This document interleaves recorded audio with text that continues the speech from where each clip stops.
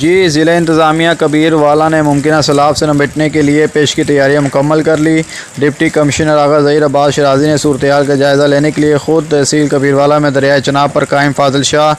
Field بند 0 point کا دورہ کر کے دریائے چناب میں پانی اور فیلڈ بند پر قائم ریلیف کیمپس کا معائنہ کیا اور ان کیمپس میں احکامات کے مطابق تمام سہولیات کی فراہمی کی ہدایت کی۔ اسسٹنٹ کمشنر غلام مصطفیٰ، محکمہ مال آبپاشی، لاو اسٹاک، صحت و دیگر متعلقہ محکموں کے افسران بھی ان کے ہمراہ تھے۔ ڈپٹی کمشنر نے دریا میں پانی کی سطح کو مسلسل مانیٹر کرنے کی ہدایت دیتے ہوئے کہا کہ فاضل شاہ بند کے مقام پر اس وقت دریائے چناب سے 1,60,000 کیوسک پانی کا ریلا گزر رہا ہے۔ پانی بڑھنے کے خطرے کے پیش نظر کے علاقوں کے رہائشی افراد اور ان کے مویشیوں کو محفوظ مقامات اور ریلیف کیمپس میں منتقلی کے فوری اقدامات اٹھائے جائیں۔ ڈپٹی کمشنر آغا ظہیر عباس شرازی نے میڈیا سے گفتگو کرتے ہوئے بتایا کہ تحصیل کبیر والا میں